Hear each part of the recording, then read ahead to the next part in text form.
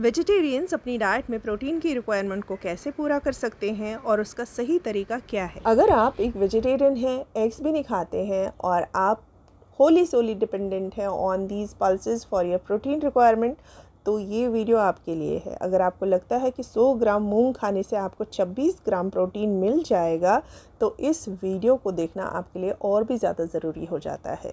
नमस्कार, welcome to doctor home maker, where we believe that home maker is the first doctor of the family. मेरा नाम सीमा है और मैं एक डाइट एजुकेशनिस्ट हूँ। मैं ट्राई कर रही हूँ अपनी तरफ से हर एक होम मेकर को एजुकेट करने की, एम्पावर करने की with the knowledge of food as nutrition and food as medicine. हम बात करेंगे आज 100 ग्राम मूंग की, जिसमें कि हाईएस्ट होता है प्रोटीन। अगर हम सारी दालों को कंपेयर करें तो 100 ग्राम मूंग में करीब 26 ग्राम प्रोटीन आपको मिल जाएगा। आप भी गूगल कर सकते हैं, यही इसकी रीडिंग आती है। अब जो मूंग होता है या कोई भी दाल या कोई भी वेजिटेरियन सोर्स ऑफ प्रोटीन जो होता है, that is considered to be incomplete protein. अब इनकम्प्लीट प्रोटीन क्या होता है? जिसमें सारे एसेंशियल अमीनो एसिड्स नहीं होते हैं, बट हम इसको कंप्लीट बना सकते हैं। तो इसकी न्यूट्रिशनल वैल्यू बढ़ाने के लिए, इसकी बायो अवेलेबिलिटी बढ़ाने के लिए और डाइजेस्टिबिलिटी बढ़ाने के लिए इसको हम स्प्राउट करेंगे। तो 100 ग्राम मूंग इतना सारा स्प्राउट बन गया, तो इसका वॉल्यूम भी बढ़ गया और न्यूट्रिशनल वैल्यू भी बढ़ गया। जब हम सीरियल्स को पल्सेस के साथ कम्बिनेशन में लेते हैं तो उनका अमीनो एसिड प्रोफाइल इम्प्रूव होता है। उनमें 9 के 9 एसेंशियल अमीनो एसिड्स आते हैं, क्योंकि जो अमीनो एसिड्स पल्सेस में नहीं होते हैं वो सीरियल्स में होते हैं, और दोनों जब कंबाइन हो जाते हैं तो ये कंप्लीट प्रोटीन बन जाता है। अभी मजा आएगा ना भिड़ो। आपने नोटिस किया होगा कि 100 ग्राम मूंग के साथ मैंने 100 ग्राम राइस भी सोक किया है। ये कातरानी राइस है, जो कि अनपॉलिश्ड राइस होता है, और इसके पैकेट क्लेम करता है कि इसमें 7.5 ग्राम्स के अराउंड प्रोटीन है 100 ग्राम में। हाउएवर लेट्स कंसिडर 6 ग्राम है, तो इसको भी हम कंसिडर करेंगे, और दाल चावल के इस कम्बिनेशन से आपका जो मील है कंप्लीट प्रोटीन बन जाता है। अगर आप इस वीडियो को शुरू से ध्यान से देख रहे हैं तो आपने नोटिस किया होगा कि हमने हाफ कप यानी कि 100 ग्राम मूंग सोक किया था और करीब 6 कप उससे मूंग स्प्राउट्स बने, राइट। तो कितना इसका वॉल्यूम बढ़ा।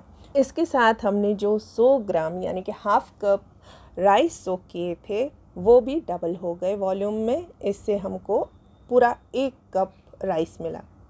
अब यहाँ पे सवाल ये है कि क्या इतना सारा मूंग स्प्राउट्स और 1 कप राइस एक इंसान खा सकता है? क्या उसके लिए बहुत ज़्यादा कैलोरीज नहीं हो जाएंगी? तो चलिए हम इसमें और कुछ ऐड करते हैं और आपके लिए इजी बनाते हैं ये प्रोसेस। अभी तो आपको ये बहुत ज़्यादा कॉम्प्लिकेटेड लग रहा होगा, मगर एक बार आप सीख जाएंगे कि कैसे आपको कंबाइन करने हैं आपकी मील्स को, तो आप वेजिटेरियन मील से भी मैक्सिमम प्रोटीन निकाल सकते हैं।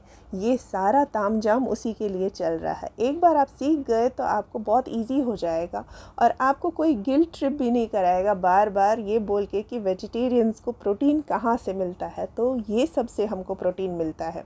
तो इन दोनों को हमने अच्छे से कंबाइन कर लिया।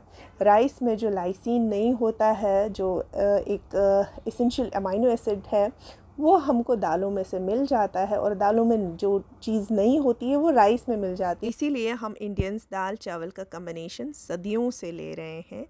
ये बात अलग है कि जब हमारे एंसेस्टर्स दाल और चावल खाते थे तो वो ज़्यादा न्यूट्रिशियस होते थे, वो अनरिफाइंड होते थे, और आजकल जो हम लेते हैं वो रिफाइंड वैरायटीज़ है, बाहर की वैरायटीज़ है।